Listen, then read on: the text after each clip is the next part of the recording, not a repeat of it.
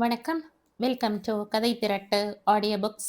இந்த வீடியோவில் நம்ம என்ன கதை கேட்க போகிறோம்னா, துரோணர்கள் துரோகிகள் இல்லை சிறுகதை. வாங்க கதைக்குள்ள போகலாம். உடம்பு முழுசும் சிராய்ப்புகள், தொடையிலும் நெஞ்சிலும் இன்னும் பெருசாய் இரத்த விளாராய் சிவந்திருந்த சிராய்ப்பில் வெது வெதுவென்று வெந்நீர் ஊற்றிய போது தீயால் சுட்டது மாதிரி காந்தியது. 50 வருஷமாய் மரமேறி பழக்கமான வலியும் எரிச்சலும் தானே. சாமி கண்ணு வலி பொறுத்து கடைசி சொம்பு நீரை ஊற்றிக்கொண்டு எழுந்தார். எழுந்து நின்றால் மண்ணுக்கும் விண்ணுக்குமாய் ஆஜான பாகவாய் 6 அடி உயரத்தில் நிகு நிகுவென நிற்பது இந்த 65 வயசில் கொஞ்சம் தளர்ந்து போயிருந்தது. இன்னொஞ்ச சுடுதண்ணி தரவா? வேணாம் மீனாட்சி, போரும். என்னமோ தெரியல, இன்னைக்கு கிருகிருன்னு வருது. பின்ன இத்தனி வயசுக்கு யாராச்சும் மரமேறுவாகளா? இளவட்டம்னு நினைச்சு 70 அடி மரத்துல ஏறுதீக, கிருகிருன்னு வராம எப்படி? ஒவ்வொரு வாட்டியும் நான் தாலியை கையில பிடிச்சிட்டு உட்கார்ந்துருக்கேன். கை தவறி கீழே விழுந்தீகனா என்னத்துக்காவ? ஈரக்கொலை நடுங்குது. அடுப்படியில் கூழ் காய்ச்சிய மீனாட்சியின் 53 வயசு குரல் தழுதழுத்தது. விடலாம்டி, வாரிசு சரியா இருந்தா வீட்டில் உட்காந்து சோறு திங்கலாம். நமக்கு ஏது அந்த பவுசு? ஈரிழை தொண்டை உதறி இடுப்பில் கட்டினார். தாத்தா, கருப்பட்டி கொண்டு வந்தியா? மூக்கொழுகியபடி பட்டன் இல்லாத டிராயரை கையால் இழுத்து மேலே தூக்கிவிட்டு வந்தான் 5 வயசு பொடியன் முத்து. ஏலே முத்து, தாத்தாவை தொந்தரவு பண்ணாத, இங்கிட்டு வா. வேலையத்த வேலையில ரவுசு பண்ணிட்டு தாத்தா முதல்ல சாப்பிடட்டும். ஒரு சொம்பு குடிநீரையும் வெங்காயத்தையும் கொண்டு வைத்தாள் வள்ளி. ஏ புள்ள, பொடியன உறக்க பேசாத. அவனுக்கு அப்பங்காரன் இருந்தா என்ன கேட்கவா போறான்? இந்த கிழம் இல்லைன்னா வேற யாருதான் வாங்கி தருவா? ஆமாமா, பிறந்ததும் அப்பனையே தின்னாச்சு, இன்னும் பசி அறல. நேதமும் வாங்கியா பேரனுக்கு? அட போடி போக்கத்தவளே, 5 வயசு புள்ள 50 ரூபாய்க்கா தின்னுடும்?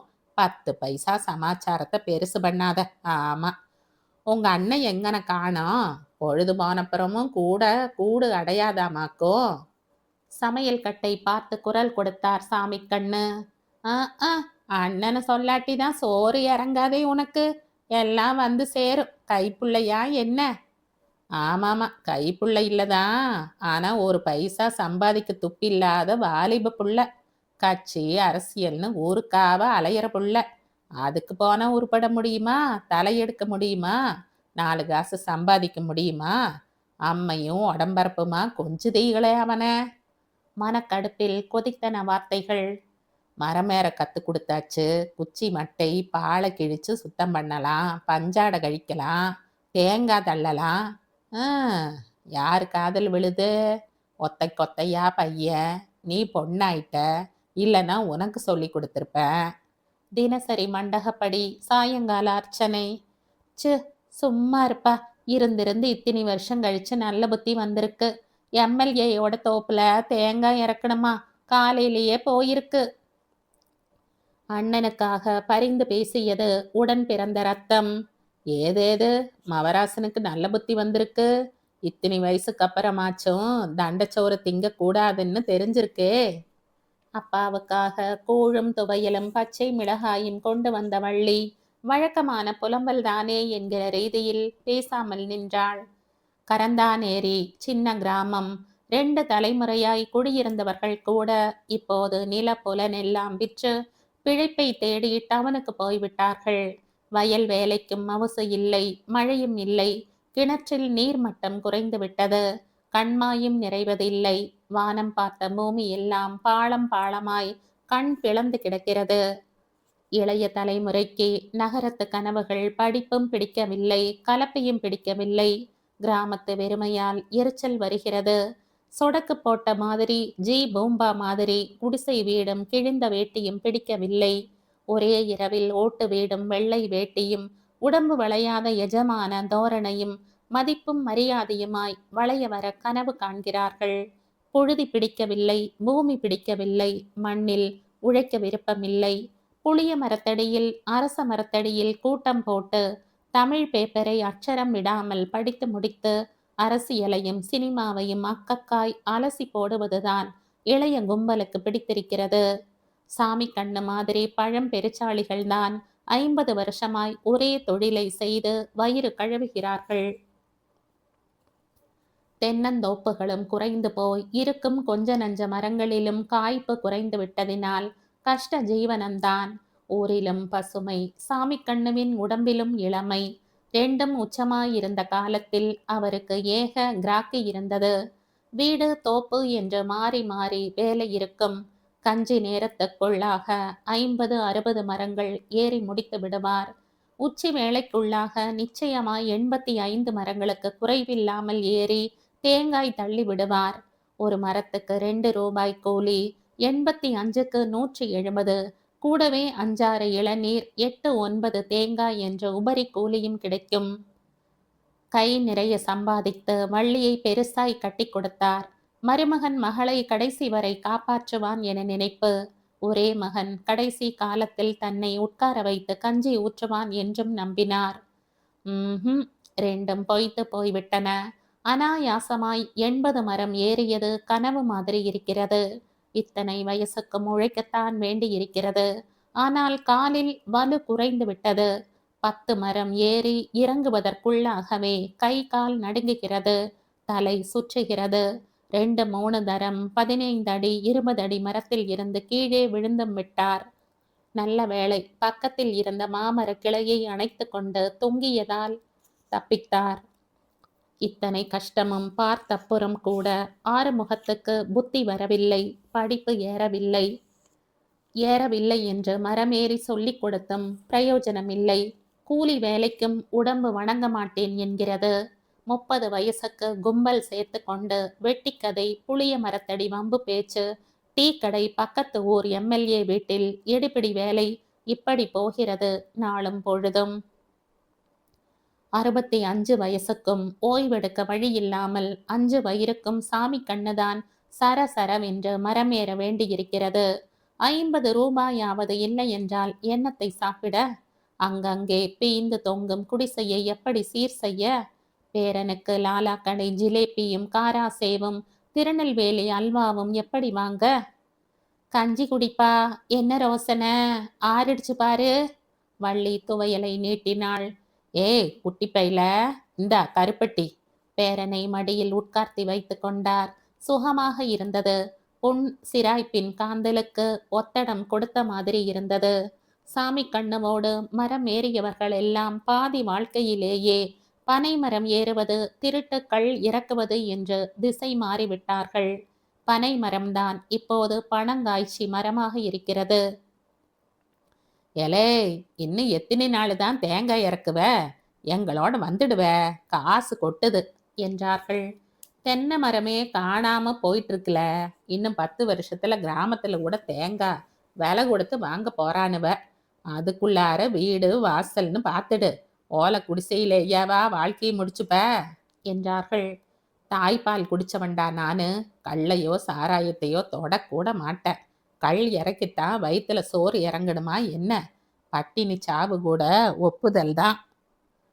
பிடிவாதமும் கொள்கை பிடிப்பும் சாமி கண்ணுவிடம் தொடர்வதால் ஓலை குடிசையும் தென்னை மரங்களும் தான் இன்னமும் தொடர்கின்றன. தாத்தாவ், நாளைக்கு நானும் தோப்புக்கு வாரேன் தாத்தாவ். அப்படி போடு பயல. ஏட்டி மீனாட்சி, பாரு, அணிலு அரணுக்குட்டியவா பெத்து போடும் பாரு, தாத்தா மாதிரி பேராண்டி. பெருமையாய் பேரனுக்கு ஒரு வாய் கஞ்சி ஊட்டினார். உன் வயசுல தாண்டா நான் என் தாத்தாரு கூட போக ஆரம்பிச்சேன். குட்டை மரமாச்சும் ஏறிடணும்னு பெரிய சொப்பனம். 8 வயசுல ஏறி பார்த்துட்டேன். 15 வயசுல சரன்னு சார கணக்கா 70 அடி மரம் ஏறினேன். எம்புட்டு நிமிஷம்? சும்மா 8 நிமிஷம். இடது கையை சூண்டி காட்டினார். பழைய கதை சுவாரஸ்யத்தில் கஞ்சி இறங்கவே இல்லை. இந்தா 70 வயசாக போகுது, இன்னும் தான் ஏறுத. பாடையில ஏறுற வரைக்கும் தென்னை மரம் ஏறுவம் போல் இருக்கு. பேரனுக்கு துவையலை நாக்கில் தடவினார். ஆமாப்போ, பெரிய வீர வரலாறு தான் பேரனுக்கு சொல்லி கொடுத்து அவனும் மரமேறியாகவா? பையன் வெள்ளையும் சொல்லையுமா டாக்டர் ஆகணும்னு. டாக்டர் ஆபீசர் ஆகணும் என்கிற தாய்மை கனவு அவளுக்கு. ஆமாமா, உங்களோட பாவட்டும். என் பேராண்டிய நிறைய படிக்க வைக்கணும். 5ம் 10மா இல்லாம முத்து 100ஆ 1000மா சம்பாதிக்க வேணும். சீலை முந்தானையால் முகம் துடைத்து வந்து உட்கார்ந்தாள் மீனாட்சி. ஆமா அம்மை, முத்து டவுன்ல மோட்டார்ல போகணும், தாசில் பண்ணணும், ஏகத்துக்கு சொப்பனம் இருக்கு. அதற்குள்ளாகவே 15 வருஷம் முன்னாடி போய் கனவு கண்டாள் வள்ளி. என் காலம் முடிஞ்சிடுச்சு, அவனாச்சும் சிராய்ப்பு பண்ணின்னு இல்லாம உடம்பு நோவாத வேலை பண்ணோணும். நான் மேல இருந்து பார்த்து பூரிச்சு போட மாட்டேன். வானத்தை கை காட்டினாள் மீனாட்சி. ஆமா, இந்த சொப்பனமெல்லாம் என் மவனை பத்தியும் தான் வச்சிருந்த. புள்ள கூட புள்ளைக்கு கூட இருந்து மரமேற கத்து கொடுத்தேன். நல்லா சம்பாரிச்சு தோப்பு முதலாளி ஆவான்னு கனா கண்ட. எல்லாம் மண்ணு, ஒன்றும் வேலைக்காவல. இப்ப பேரனுக்கு தள்ளி விடுறையாக்கும். மிளகாய் காரம் உரைத்தது சாமி கண்ணுவுக்கு. ச்சு, விடுப்பா, ஏதோ உசுரோட பொழைக்க கிடந்தா போரும்னு ஆயிடுது சமயத்துல. ஒரு வாய் கஞ்சியாச்சும் ஊத்திடுவேன். அப்பன மாதிரி அறகுறையா போகாம இருந்தா போரும்.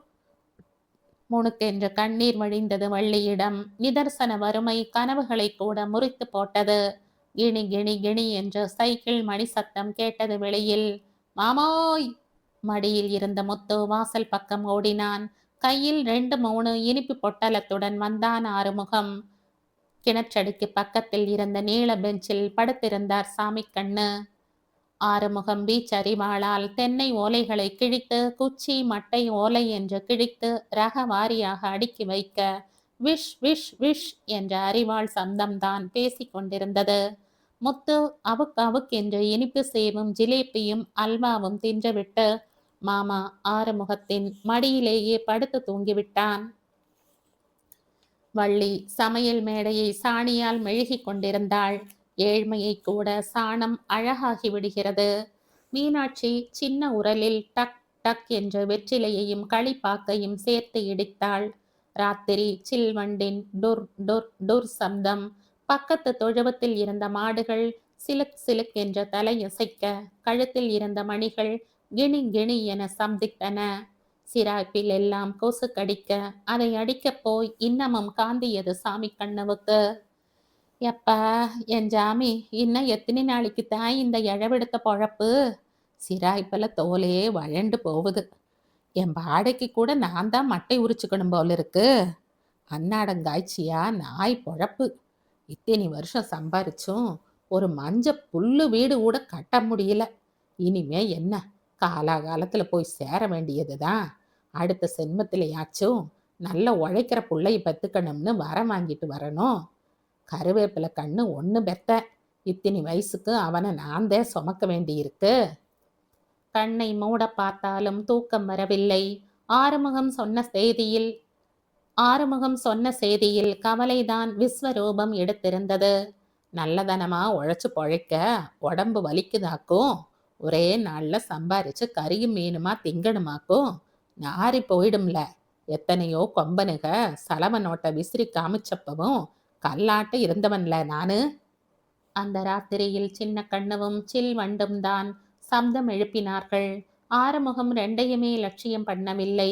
பெற்றவன் எத்தனையோ தரம் எடுத்து சொல்லியும் கேட்கிற மாதிரி இல்லை அவன். எம்எல்ஏ சொல்வதுதான் வேத வாக்காய் இருந்தது. நாளைக்கே அண்ணனுக்கு நல்ல காலம்னு பிறந்தா நமக்கு ஒரு வழி காட்டாமலா போயிடுவாரு என்கிற கனவு. அண்ணனு மந்திரியானா நமக்கு ஒரு வட்ட செயலாளராச்சும் வாங்கி போடணும் என்கிற கனவு. போர்ம்டாப்பா, இந்த அழுக்கு கிராமம். கோவணம் கட்டி மரமேறியாக வேணாம். கஞ்சியும் கூழும் வேணாம். இந்த கொசுக்கடியும் சாணி நாத்தமும் வேணாம். பட்டணம் போவணும், வெள்ளையா பாலிஸ்டர் போட்டு பிளஷர்ல பறக்கணும் என்கிற கனவு.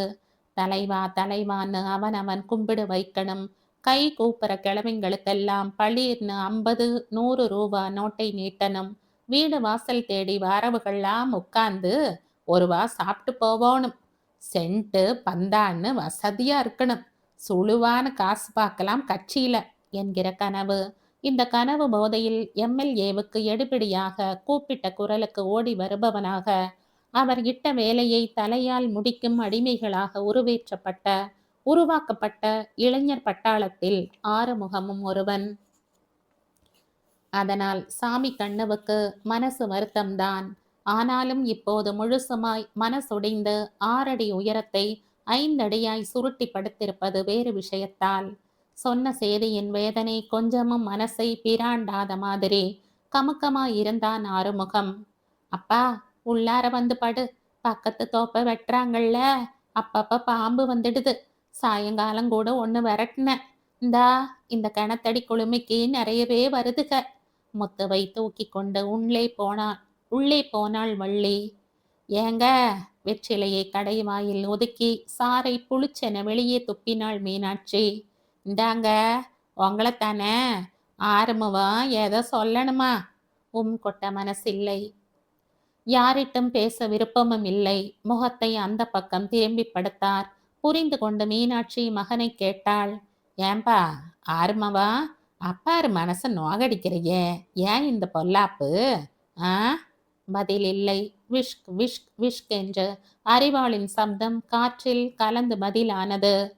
என்னமாப்பா, நீ நல்லபடியா தலையெடுத்தாத்தான் உங்க அப்பாரு உட்கார்ந்து சாப்பிடலாம். நல்ல வழியில சம்பாரிச்சு அந்த மனுஷருக்கு ஒரு வாய் கஞ்சியாச்சும் ஊத்து. அப்பத்தான் அந்த கட்டை நிம்மதியா போகும். அதான் ஊத்துறாங்கிறானே. என் வழிதான் அப்பாருக்கு பிடிக்கல. பழைய ஆளு, இளசுங்களோட ஒத்து போக மாட்டேங்கிறாரு. காலம் மாறி போச்சுமா. அப்பாரு காலத்துல ஊர்ல எத்தனை தோப்பு இருந்துச்சு. எனக்கு நினைவு தெரிஞ்சு காலத்துக்குள்ளாவே ஒரியா தென்னை நிக்குது. இனிமே நான் எப்படி தேங்காய் மட்டும் பறிக்க? பட்னி கிடந்தே சாக வேண்டியதுதான். சுள்ளென்ற காரமாய் பேசினான் ஆறுமுகம். காதில் விழுந்த வார்த்தைகளின் வலி சிராய்ப்பின் வலியை விட ஜாஸ்தியாய் இருந்தது சாமி கண்ணுவுக்கு. அப்பாருதான் பரம்பரை தொழில்னு ஏறுதாக பெருங்காய டப்பாவால கஞ்சி கிடைக்காது. என்ன விட்டுடு சொல்லு, என் வழி தனி வழி. விஷ்க் விஷ்க் விஷ்க். அறிவாளால் ஆறுமுகம் வெட்டுவது தென்னம்பாளை ஐயா அப்பனின் மனசையா? தலைவர் சொல்லிட்டாருமா, இதுல லாபம் பார்த்து கொடுத்தா 2 வருஷத்துல வட்ட செயலாளரா ஆக்கிடுறாராம். உன்னையும் அப்பாரையும் தங்க தட்டுல வச்சு காப்பாத்துவாம்மா. து, இதுவும் ஒரு பிழைப்பா? இதில் சம்பாதித்து தங்கத்தட்டில் சோறு தின்பதும் மலம் தின்பதும் ஒன்றுதான். பதறி போட்ட உடம்பை கட்டுப்படுத்தினார் சாமி கண்ணு. ஏட்டி மீனாட்சி, தங்க தட்டு கூட வேணாம், அலுமினிய தட்டுல ஜெயில்ல களி தின்னது உன் பிள்ளைக்கு மறந்துடுச்சா கேளு. போன வருஷம்தான் இதே ஈனத்தொழில செஞ்சு மாட்டிக்கிட்டு 1 மாசம் உள்ளார போனது மறந்துடுச்சா சுழுவா? கேளுடி, அப்ப எங்கன போனார் எம்எல்ஏ? சு, சும்மா இருக்கு சொல்லுமா அப்பார. போன வருஷ கதையே வேற. அப்ப தலைவர் எதிர்கட்சி, ஒன்றும் பண்ண முடியல. இப்ப ஆட்சியே அவரோடது. அவர் மீறி ஒருத்த என் மேல கையை வச்சிட முடியுமா? உள்ளார தள்ளிட முடியுமா? என் தலைவர் பேர சொன்னாலேயே அவன் போலீஸ தொழில் மறந்து கூழ கும்பிடு போடுதானுங்க.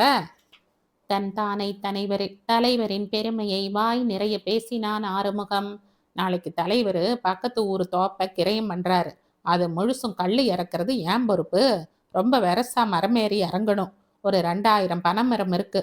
சும்மா சல்லுன்னு ஏறி இறங்குறேன்னு தலைவரே அசந்துட்டாரு. எல்லாம் அப்பாரு கத்து கொடுத்தது தானே. அப்ப மாதிரி புள்ள. பார்த்துட்டே இருமா, 2 வருஷம் மச்சு வீட்டுக்காரி ஆயிடுவ. ஆசை காட்டி பேசினான் ஆறுமுகம். வெற்றிலை சாறை துப்பினாள் மீனாட்சி. கிணற்றில் இருந்து நீரை சேந்தி போனியில் பிடித்து வாய் கொப்பளித்தாள். என்னமாப்பா, எனக்கே மனசு ஒப்பல. அப்பாரு பத்தி கேட்கவே வேணாம். ஒரு வேளை கஞ்சினாலும் மானமா பொழைக்கிறது தான் நல்லது. கோர்ட்டு ஜெயிலுன்னு படியேற மாதிரி இத்தினி வயசுக்கு அப்பார வச்சுடாத. தேங்காய் பறிச்சு கூலி 5 ரூபான்னாலும் அப்பாரு கௌரதையா கொடுப்பாரு. அந்த மனுஷனை தலகுனிய வச்சிராத. நகர்ந்தாள் புடவையை உதறிக்கொண்டு. நீ பாருமா, ஒரே மாசம் அப்பாரு உட்காந்து கஞ்சி குடிக்க வைக்க. தொழில் கத்து கொடுத்த குருவை கண்ணு கலங்க விட்டுடுவனா? குரு தட்சணையா கத்த நோட்டு தருவேன் பாரு. நாக்கு வலிச்சுக்க வச்சு. சின்ன கதவில் குனிந்து வீட்டுக்குள் போனாள். பாலை சீவினது போரும். தூங்குன, இங்கேயே படுத்துக்கிறையா? பாம்பு வருது சாக்கிறத. வள்ளி பின்பக்கம் போய் வந்து கேட்டாள். பரவாயில்ல, உள்ள ஒரே வெக்க. இங்க கொசுனாலும் காத்தோட்டம், அதான் நல்லா சம்பாரிச்சு காத்தாடி மாட்டலாம், கட்டில் வாங்கலாம். அப்பாருக்கிட்ட சொல்லு வள்ளி. காலையில பார்த்துக்கிடலாம். அப்பாரு களைச்சு தூங்குதாரு. அப்பா காலம் வரைக்குமாச்சும் மானமா பொழைக்க கூடாதா? ஏன் பொல்லாப்புன்னே? டங் என்று அறிவாளை கீழே போட்டுவிட்டு உரத்த குரலில் சொன்னான். இவங்கெல்லாம் போன சென்மத்து ஆளுக. என் சொப்பனம் எல்லாம் இவங்களுக்கு புரியாது. இன்னொஞ்ச நாள்ல பாரு. அப்பாரு மாதிரியே மரமேறிதான். மரம்தான் வேற. அதுல ஏறி ராசா மாதிரி சம்பாரிப்பேன். அப்போ ஊரே அண்ணாந்து பார்க்கும். சாய்த்து வைத்த கயிற்று கட்டிலை நகர்த்தி வாகாய் போட்டு படுத்தான். கண்ணெல்லாம் கனவுகள். மொட மொடவென்ற ரூபாய் நோட்டுகள். பளிங்காய் மாடி வீடு. Tata Sumo car. வெள்ளை வெளிர் வேட்டி சட்டை கனவுகள் மொய்த்தன. எல்லாமே மரம்னா எல்லாரும் தூக்கு மரம் கூடத்தான் ஏறலாம். எப்படியும் பொழைக்கலாம்னா ஊர்ல கொலை கொள்ளையே பண்ணலாமே. வாய் விட்டு கேட்டு உள்ளே போனாள் வள்ளி. மௌனமாய் எல்லாம் கேட்ட சாமி கண்ணவுக்கு கண்ணோரம் நீர். இந்த பொட்ட புள்ளைக்கு இருக்கிற விவரம் கூட மவனே இவனுக்கு இல்ல. பேசாம வள்ளிக்கே மரம் ஏற பழக்கிடலாம் போல. நாளைக்கே ஆரம்பிச்சிட வேண்டியதுதான். ஆறுமவன் பைய திருட்டு கள்ளு இறக்கறத தடுக்கணுமே. இல்லைன்னா தொழிலும் கத்து கொடுத்த எனக்குத்தான் அவமானம். தெய்வ குத்தம். எப்படியாச்சும் நிறுத்தணும். சொன்னா கேட்காத புள்ளைய என்ன பண்ண? மனசில் குழப்பத்தின் புயலோடு கண்ணை மூடிக்கொண்டார் சாமி கண்ணு. ஆ அம்மா அம்மா ஐயோ ஐயோ சாமி! நிசப்தமான 4 மணி அதிகாலையில் காற்றை கிழித்து கதறியது ஆறுமுகத்தின் குரல். வலி வலி வேதனை. அம்மா! ஏன் என்னாச்சு? தூக்கத்தில் இருந்து புயலாய் எழுந்தான். சடார் என்ற கட்டிலில் இருந்து காலை கீழே வைத்தான். வலி உடம்பை கிழித்தது. காலில் இரத்தப்பெருக்கு. கணுக்காலில் மரண வலி. அம்மா! ஐயோ கடவுளே! என் ஜாமி! வலி வலி உயிர் போகுதே! வலது காலின் பாதம் துண்டிக்கப்பட்டு தனியே தொங்கியது. ரத்தம் கொள கொளவென்று கொட்டி தரையில் ஓடியது. கணுக்காலை தரையில் ஊன்றி நிற்க முடியவில்லை. ஏதோ அரைகுறையாய் ஒட்டி கொண்டு கணுக்கால் தொங்க ஆறுமுகம் கதறினான். என்னவோ ஏதோ என்ற தூக்கம் விழிக்காத கண்களோடு மீனாட்சியும் வள்ளியும் ஓடியே வந்தார்கள். என்னாச்சு என்னாச்சு ஆறுமவா? பதறினார்கள். வெள்ளமாய் பொங்கி பெருகிய ரத்தத்தை பார்த்து பதை பதைத்தார்கள். ஐயோ மீனாட்சி! இந்த கொடுமையை என்னத்த சொல்வ? ஒண்ணுக்கு போயிட்டு திரும்பி வாரேன். பார்த்தா ஆறுமவன் பக்கத்துல 5 அடி நீளத்துக்கு பாம்பு கட்டில்ல ஏறி தலைமாடா கால் பக்கத்துக்கு வந்துச்சு. நான் பார்த்துட்டேன். கொஞ்சம் தாமசமானா கூட அவன் காலில் ஒரே கொத்தா கொத்தி இருக்கும். நல்ல பாம்பு. பதறிட்டேன். கூப்பாடு போட்டு எழுப்புறதுக்குள்ள கொத்திட்டா என்ன பண்றதுன்னு நெஞ்சு அடைக்குது. அதான் ஆறுமவன் வச்சிருந்த அருவாளை தூக்கி ஒரே போடு. அது மேல வீசின. ஆங்காரமெல்லாம் சேர்த்து வீசின. நிமிஷமா அது நழுவிடுச்சு. ஆனா அரிவாளு உன் கணுக்கால பதம் பார்த்துடுச்சே. ஐயோ ஆறுமவா! சாமி கண்ணு பதறினார். எழுந்து நிற்க பார்த்தான் ஆறுமுகம். முடியவில்லை. கணுக்காலை அரிவாள் ஆழமாய் பதம் பார்த்திருந்தது. எலும்புகள் கூட வெட்டப்பட்டு சதை சிதைந்து ரத்தம் கொட்டி கொண்டிருந்தது. வலி தாங்கலையே. அம்மா சாமி! துடித்தான் ஆறுமுகம். நல்ல வேலைப்பா. பாம்பு ஒரே பொடா போட்டிருந்தா உசிரில்ல போயிருக்கோம். மீனாட்சி கண்ணீர் வடித்தாள். காலு போச்சுன்னாலும் உசுறு பொழைச்சையே, அதுவே சந்தோஷம்னே. நொண்டிட்டு இருந்தாலும் நீ இருக்கையே போரும். வள்ளி ஆறுதல் சொன்னாள். இனிமேலிருந்து தினத்துக்கும் 10 ரூபாயாச்சும் ஜாஸ்தி சம்பாதிக்கணும். மரமேற முடியாத பையனுக்கும் சேர்த்து கஞ்சி ஊத்தணுமே. பார்த்துக்கலாம். கடைசி மூச்சு வரைக்கும் மானமா பொழைச்சு இந்த பொறப்பிலே கரை சேர்ந்துடலாம். வீச்சரிவாளை கையால் தடவி சொல்லிய சாமி கண்ணு கிளம்பினார். நிமிர்ந்த நெஞ்சும் நேர் கொண்ட பார்வையுமாய்.